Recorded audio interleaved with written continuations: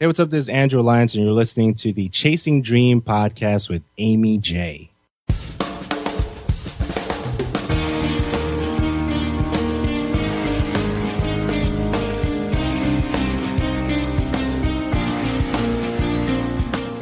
Welcome to Chasing Dreams podcast with Amy J.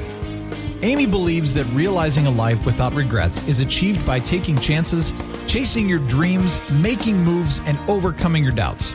The Chasing Dreams podcast will help you overcome life's obstacles, believe in your potential, and inspire you to face your fears. And now here's the woman who is passionately pursuing her dreams, Amy J.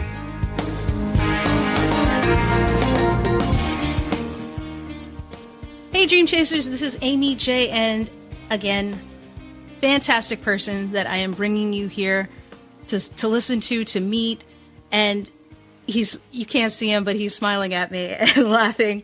And let me introduce you to him. We're going to chat. We're going to have a great time, and you'll see what I see.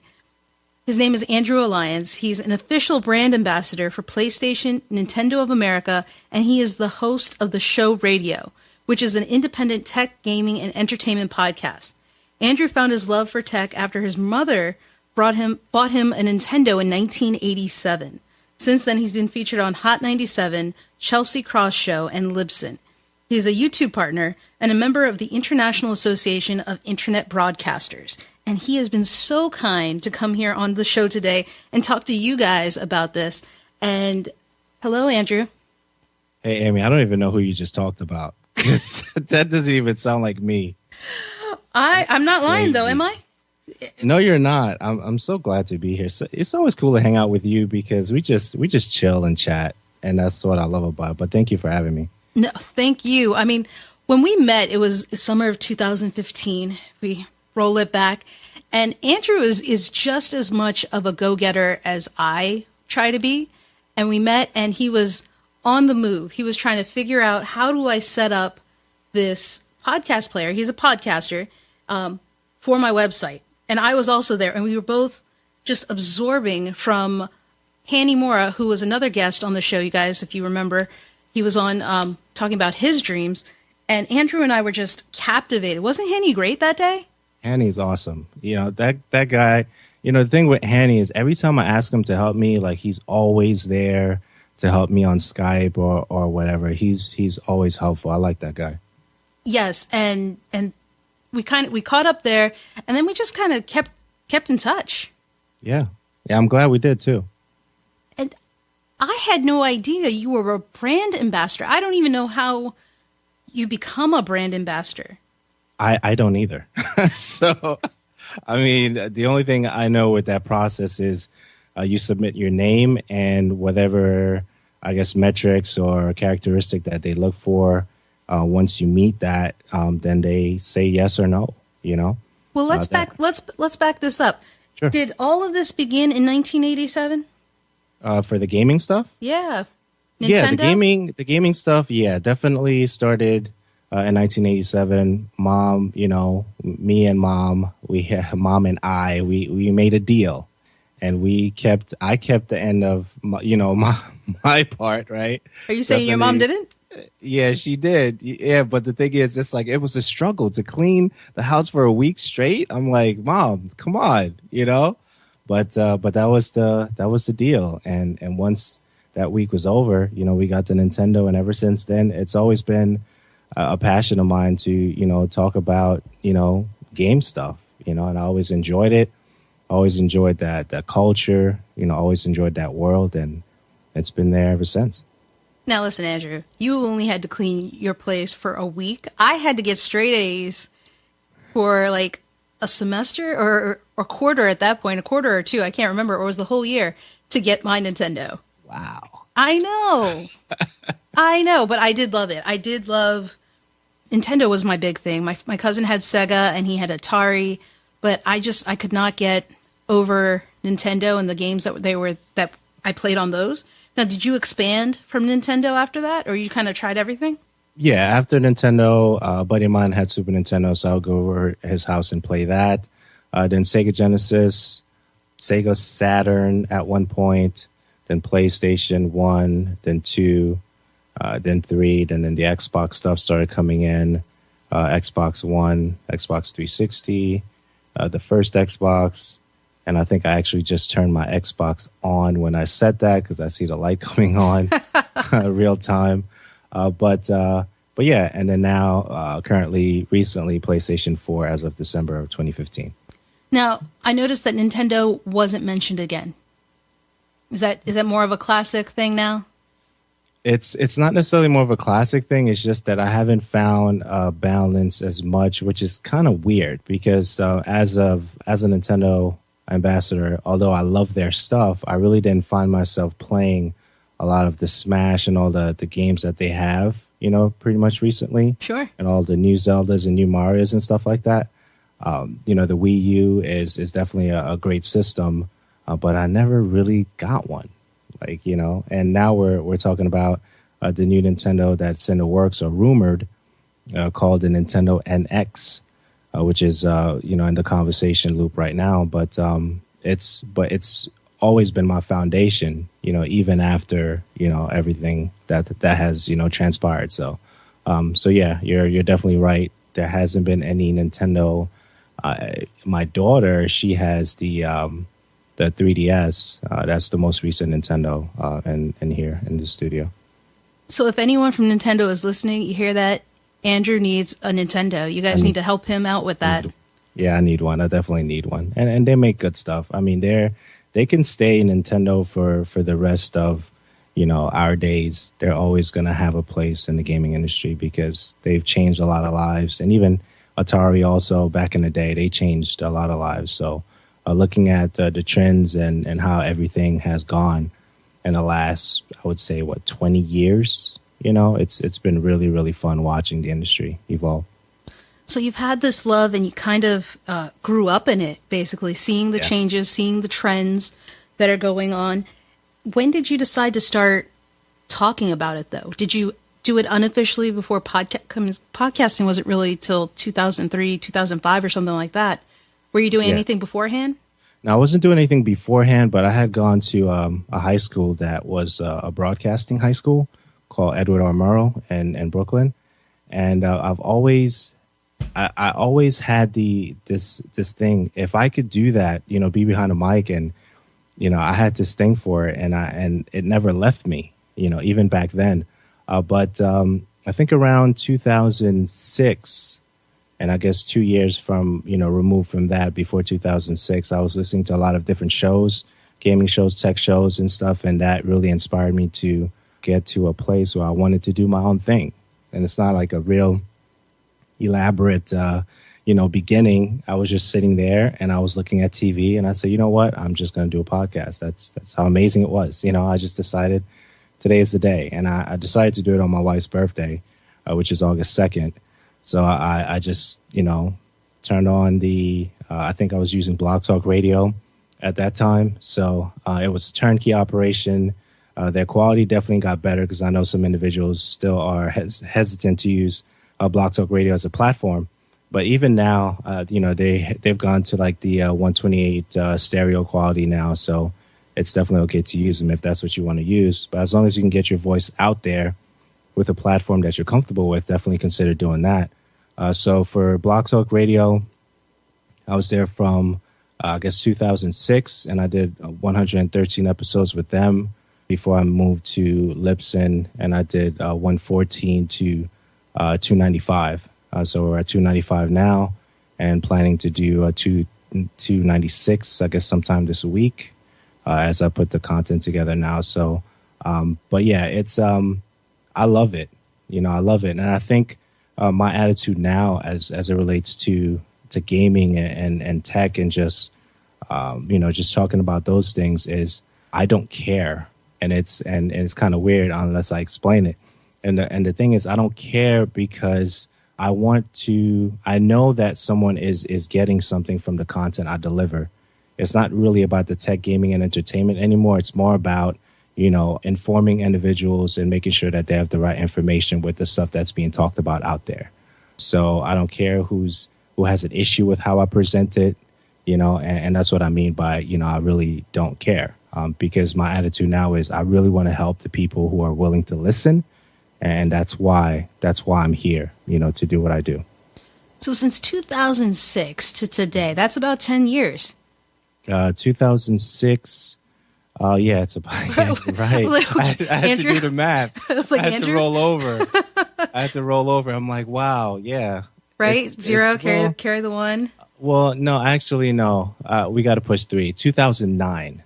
It's 2009 because it hasn't been 10 years. I didn't do 10 years. No. Oh, okay. Well, that's not my fault. I'm using numbers you've given me, my friend. Yeah, I know, because I had to think about. I was like 2006. 2006 is probably when I started listening to shows. 2009 is when I started, and then we're present day. Yeah, and 295 shows later. That's still amazing. That's an amazing number.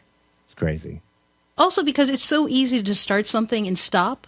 Yeah. And for you to be able to say that you've been doing it for 7 years. It's crazy, though. Just thinking about that, I still can't believe it because the stat is most individuals stop at between 7 and 10. Yeah. Because they find out that podcasting is hard. It's not easy. And I don't have a team. I had to learn everything from, trial and error, which most of us learn that way, and really put into practice what I learned to make it the best show that it can be. I believe it's the best show out there, and that's arrogant to some, that could be prideful, but I'm really good at what I do, and I believe that. And the individuals who embody what they do for their work, for their platform, even in the same genre, they really believe they're the best out there and that they are very, very good at what they do. And I believe that for them, and that's just the way it is. And there's nothing wrong with that. I mean, 7 years, 295, you're about to come up on a milestone, which is very exciting. How often do you do your show? I try to do it every week, but as of 2016, I do it when it's ready, which is about a week and a day or two, give or take. And it's usually half an hour to 45 minutes. It's a solo show. It's concentrated, as far as the content is concerned. So it's, I would say it's about weekly. But 2015 into 2016, the last episode I did was I did one on December of 2015, on the 15th of December. And then I didn't do another one until 2016 because it wasn't ready, because I was actually doing a comparison between PlayStation and Xbox since I had just gotten the PlayStation 4 that December. So I said, I'm going to wait, get my thoughts, structured in such a way where it's not bashing one or the other. It's really doing an analysis of both of them, a fair one where, as, the individual listens to that particular show, they can be like, that's fair. I understand that point, back and forth. So sometimes I'll wait to make sure that the episode's actually ready to be released to the world, really. I mean, you could say you waited. I would think, as someone who listens to your show, that it was the holidays, Yeah. That too. But the fact that you're taking the time to truly test and give an unbiased, as much as possible, review of these things. I mean, technology changes so quickly, right? And the Consumer Trade Show just happened. Yeah, CES. CES just happened. Yeah. Technology there, crazy, right? It's amazing the things that they're coming out with. And if you follow the show or the CES show, you probably saw a number of amazing things that they came out with. How do you decide what you're going to report on? Because you're talking technology, you're talking gaming and entertainment. Like, that's right. A lot of material for you. Yeah, it could be a lot of material, but I guess because I know what I like, it's easy for me to decide what I want to review. And it typically centers around headsets. I love headsets, different types of headsets, and games, really. So I kind of stay in the genre of the tech stuff as it relates to podcasting equipment or phone equipment, chargers, different types of hard drives, headsets, games. So I kind of stay in that arena. I really want to step into the film industry stuff because for me now, as it relates to delivering content, it's more of an art for me. It's more of an art form, and I know it doesn't fall under performing arts per se. So I was just having this conversation with my wife where we're talking she's trained in performing arts, and she's planning to do like, poetry stuff. And I'm like, you need to do that because you're going to win pretty much, and that's what I believe because she's really good at it. But she's trained in the arts. I'm not. But to me, I feel that I'm performing, on the microphone now more than I did when, year one or year two, because I understand, the delivery of the content is one thing, but embodying what you're saying, to convey a message is something completely different. So I kind of focus on, the things that I like, headsets, tech stuff, games, because if I do anything outside of that, it's not genuine anymore. Now I'm reaching, and you lose people when you reach for stuff that doesn't necessarily fit in your niche. And I don't want to do that too much, to lose people. But I think that's what makes your show so unique is the fact that, one, it's stuff you love, right? So you're always going to talk about something of interest with some kind of passion, right?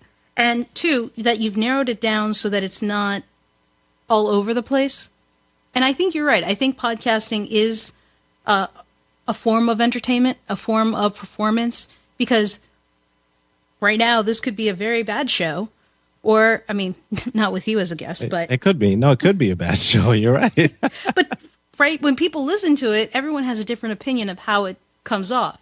Right. If someone else does a show on chasing dreams and they have a different angle for it, they have a different way of presenting. If it was just a Q&A show, don't even give your opinion, just answer yes or no.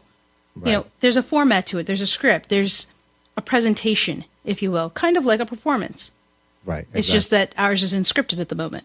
No, it's not scripted. And I think, too, that makes shows unique. Well, I guess I'll say for the show itself is I use trigger words between the actual topics. So instead of having transitions, from one topic to another, I line up the topics, the bullet points in such a way that it triggers for me to go into the next thing without necessarily thinking about it. So the flow is consistent or constant, really. So I don't use transitions between the topics, because that way it keeps, I really take the time to align all the bullet points, from the first one to the last one, so it fits a flow before, I actually deliver. And then I rehearse it. Maybe it sounds weird, but no. I rehearse it once or twice. I just look at the topics and, it'll go from tech to gaming from tech to news, market research to gaming, and then to the rest of the topics on the actual list. And, and then I kind of rehearse it, look at it a couple of times, walk away from it. Sometimes I'll sleep on it. It's, just a weird mantras that I do. I think that's actually great that you're doing that. It's interesting. And even before we started recording, I was reading like a news article because, I needed words, not to talk to you about as far as words are concerned, but just reading things and, remembering where commas go and seeing the structure of the paragraph. Even though we're not looking at anything right now, sometimes I just read a page or two just because. I don't know why, but I just do that. Does that get you in the zone? It could, I guess. But I don't know. I just feel comfort when I read something, even though it may not necessarily be related to what I'm getting ready to do. But it was just an article. I think it was on TechCrunch or something like that. And I was just reading it. It was talking about self-driving cars. And I was just reading it like I was delivering it like a news release or something like that. It's just, I guess maybe it's the practice of the craft that I enjoy. And it's more, and I've had a tagline for the show. It's more than gaming, which I don't really use that tagline anymore, but it's definitely more than that for me now. And speaking of the show, guys, you can find it at theshowradio.info, and all the links and things we're talking about now will be on the show notes page. I'll give you the link to that at the end.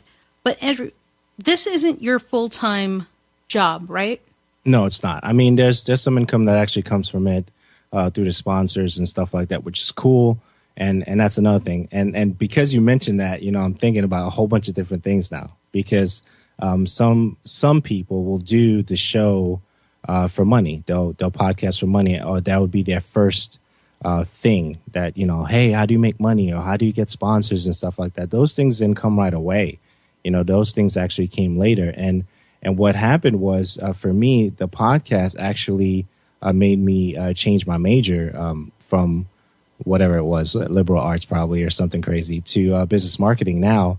And that allows me to really use what I'm learning as, and put that in the show, as far as market research and different things like that, talking about numbers and ratios and stuff like that. So it's a balance of that with the sponsorships. And sometimes, I did a Kickstarter in June for E3. It was fully covered by the community. I think they did over like $2,500 for me to get out there for E3. So it's if I never did the podcast, I would not know, the blessings that come out of it, so it's definitely been a great journey, friends around the world, I could just go anywhere and just have a place to stay. And I think I built it to forge those relationships intentionally through delivering content for the show and stuff like that. So it's been a very interesting journey. So you're in school, you're doing this. I mean, do you ever feel, school's not easy. It's not. Been there, done that, 24 years. It's not easy. And it keeps you busy. You have a family.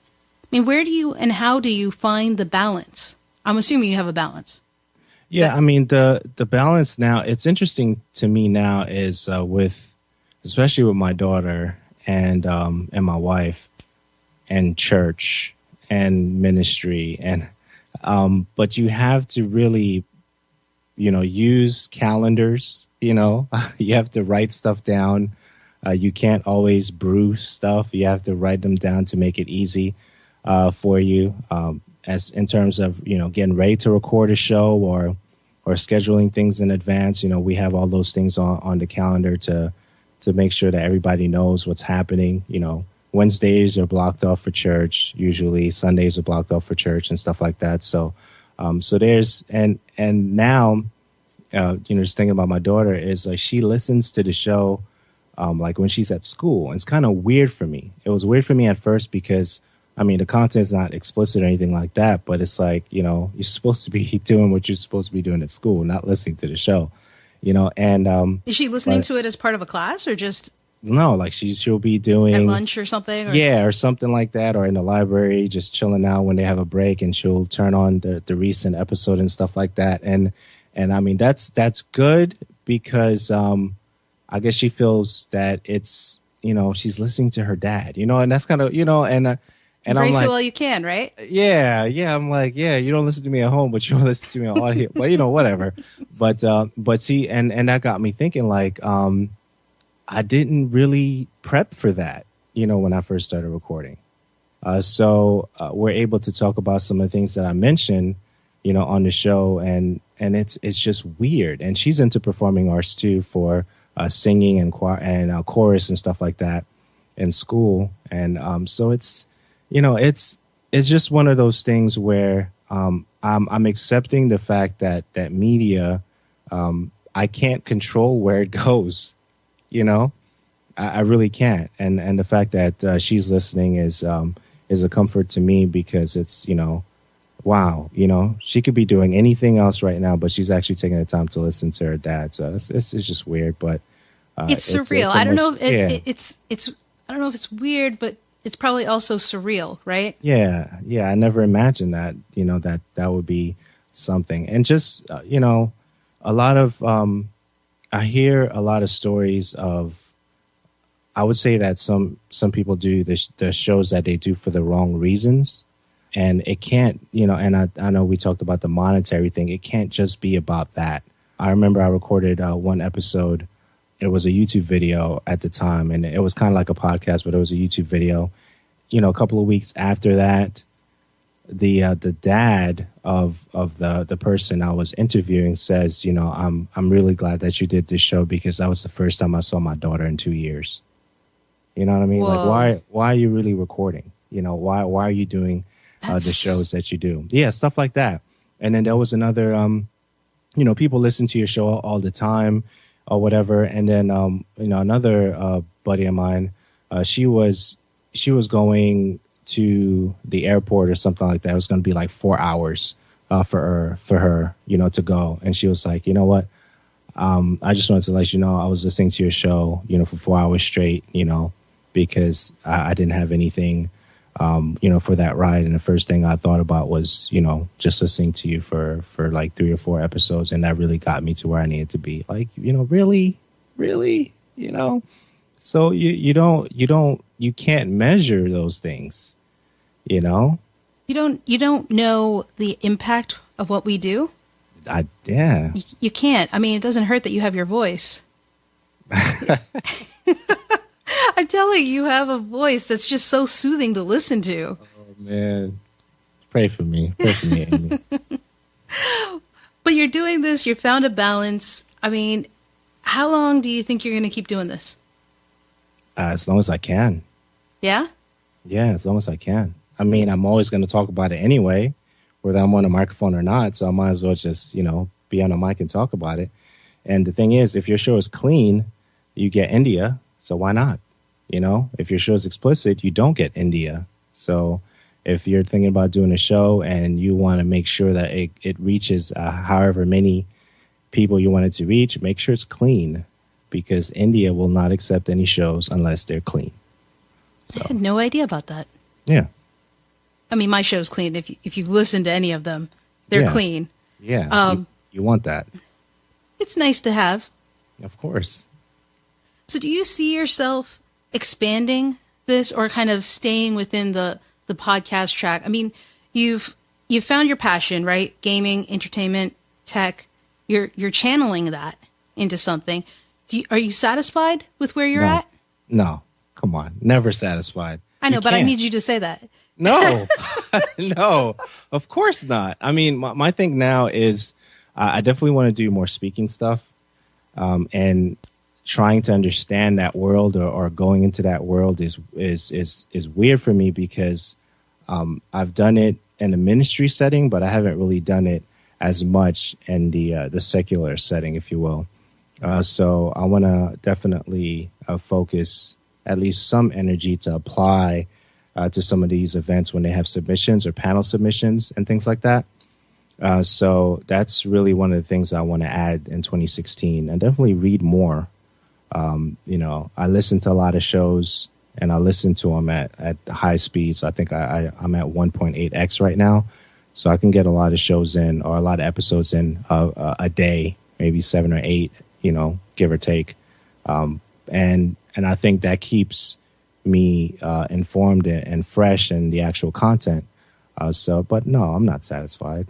I mean, you always want more, but the more, the quote unquote more that I want is really to build community. It's not for me. I'm not necessarily interested in the podcast networks, depending on how they're formed. And I think, well, I shouldn't say that. I'm interested in networks, but it has to have a right, formula for me to say, yeah, I want my show to be a part of that. But I haven't been asked specifically to do that. So I'm very, very overprotective of the show and its purity, if you will, if that makes any sense. No, I think it totally does. I mean, there's something to that, and it's impressive that you're able to keep the purity, because sometimes with sponsors, they want to have a hand in it to change something, or, hey, why don't you tweak just a little bit, and we because we're sponsoring you. And, for you to keep that originality of the show and keep it true to what you believe in, it's not easy. And so I commend you for being able to hold on to that. Thank you. I appreciate that. It's, I mean, sometimes they'll say, can you change how you say this? And I'm like, well, what's wrong with the way I'm saying it now? So then I have to ask that question, because if the way I've said it now wasn't a problem before, why all of a sudden you want me to change it now? So stuff like that. But yeah, I really want to keep it, it's a data-driven show. And my thing is, my goal for every episode is, if you can create an episode out of episode you just listened to, then I've achieved, my goal, at least one of my goals. And if you learned anything, obviously, that's definitely goal achieved. But but it's definitely a data-driven show by design. Wait, if you create an episode out of the episode. Right. So basically, if you look at episode 295, right? Okay.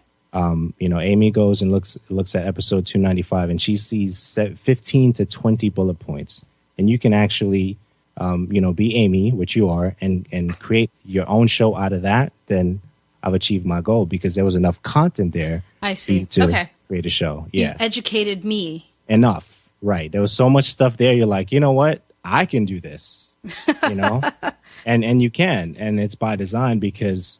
The thing is, I don't get a lot of comments or feedback on the show because I think the way it's formatted, I give you all the information. So if you disagree, you just go look at it. You know what I mean?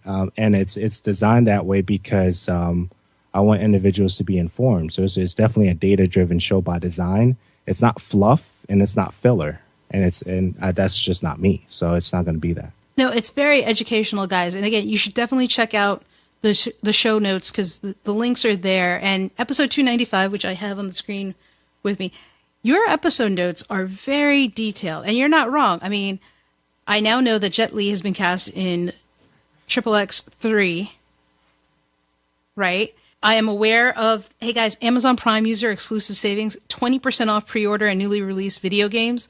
Check it out. Go to theshowradio.info, and episode 295 has these. I am learning things right now, just going through your site. Yeah, by design. That's what that's what I want. And the thing is, we're smart people, right? I'd like to think so. I like to think so, and we don't like junk. I don't think anyone likes junk, and I think we like things that are done in excellence, right? And because of that, we look for individuals or groups who do things in excellence. But sometimes they're hard to find because there's so much junk. You can't really find the individuals or groups that are doing it excellently. So that's just the way it is. So by design, I don't want it to be what's the word I'm looking for? They have I don't want it to be the exception. No, yeah, I don't want it to be the exception. I want it to be the norm. You know what I mean? Yeah, you're setting a standard. Yeah, that should be the norm. You shouldn't be surprised that I speak well. That should be the norm. That shouldn't be the exception. And you shouldn't be surprised that the show is done well, it's formatted well, it's edited well. That should be the norm. Because we're smart people, Amy. We're smart. Yeah, Andrew, you're not wrong. But here's the thing, right? So many people, I mean, podcasting alone is becoming a very saturated industry. It is. Websites, review sites, blog sites, everything is becoming very saturated compared to the 2000s. Right. Right? It wasn't even really existing in the 1990s. But 2000s, slowly you began to see more and more people doing. YouTube alone has how many... A lot. Right? Saturated. Yeah. And so you have varying degrees of quality on that. And so for you and myself to hold ourselves to a higher standard is hoping that others will also see that as a standard. I hope so. Well, we hope so, yeah. We'll see how it goes. Guys, if you think that, let us know. But, I mean, I love your site. I love the detail you have. Here, and you're not wrong. You can look here, and that's why my show notes are also so detailed. Your sites are dope. Your sites. I mean, I got questions. I got some background. I got some SEO and organic reach, and I got to talk to you. I got to talk to you, figure out what you're doing. But that's for the same reason I get someone to do my show notes, because I think it's important to have that there. The debate on show notes is nonstop, but I think educating people is one of the things that we like to do, right? One of the reasons I started this show was to bring people like yourself on to inspire others to do what they love. And not many people would think that they could do something in gaming or tech. And here you are doing just that. Yeah, it's definitely been a blessed ride. I definitely thank God for the journey thus far. I just love that you, despite what you're doing in everything else, right? You're going to school, you're doing what you love, you have a lovely family, and you're still doing this podcast show, and you're broadcasting something you loved in high school, right? You're still doing it today, and you're making time for it. And like you said, you're organized so that you don't lose your way between one or the other. You keep to your commitments. I hope a lot of people learn from that example that you can do what you love and still have a life and be busy. Definitely. Definitely. So before we wrap up, Andrew, we have to ask you, because it's time for your corner, what is one thing you would recommend to someone who is chasing their dream, whether it be a piece of advice, a quote, a book they should check out, or anything under the sun? What is one thing you would say? Just one thing? You can say one thing, and then I'll put more in the notes if you like. Okay, cool. So the main thing I want your audience, the listeners, to definitely do is whatever they're interested in, business, science, sociology, psychology, definitely go to iTunes and find the category that you really are interested in and listen to some shows in those categories. Make it a norm for you. And the other thing I want them to do is definitely subscribe to Amy's show, not my show. Subscribe to Amy's show, and then definitely leave her a review, because reviews are important. See, I can say what I'm saying because I'm speaking for Amy right now. You know how hard it is to put together a show? Do you really understand how hard? Do you know how long it takes to put together? Do you know how long it takes to actually edit a show? It takes a long time. So for you to come in to Amy's world, okay, and then you press play, and that's all you did. You just press play. That's amazing, okay? But what went in for you to press play is a couple of hours, okay? So I'm asking you here, okay, please leave a review for Amy's show if you've enjoyed any episode she's done. What number are you on now? What number? You will be number 31. Okay. Any show except mine. Don't worry about mine. Any show she's done, just leave a review. That'll help her show and the rankings for iTunes. More people will listen to her show. She will be happy, and that's what you should do. Okay, so now take that, make that number 1, and make the iTunes thing I said number 2. Okay, but definitely do those 2 things. You're such a sweetheart. It's hard. Podcasting is hard. It's real, but I definitely want your listeners to really understand that you're passionate about it, but we see those reviews, we get so excited. You have no idea. It's just it makes the whole day brighter when we see an iTunes review come in. It really does. I will admit to that. It does do that. In fact, we don't do it for the reviews, but the reviews do make us feel good that we are actually doing something. So I do appreciate it. Thank you, Andrew. Anytime. And that was my friend Andrew coming onto the show, sharing his dream chase story and making me blush all at the same time. If you guys want to check out all the links and show notes mentioned today, be sure to go to chasingdreamshq.com/episode 31. That's episode 31. And until next time, guys, keep chasing. Thank you so much for listening to Chasing Dreams. Amy would love to connect with you and hear all about your pursuit of chasing your dreams. Connect with her on Facebook, Twitter, or Instagram via @ChasingDreamsHQ. Or you can find Amy on Twitter @AmyJ21. That's AIMEEJ21. Be sure to visit headquarters over at ChasingDreamsHQ.com for more inspiration, motivation, and resources to help with your own dream chase. We hope you'll join Amy next week, and until then, keep chasing.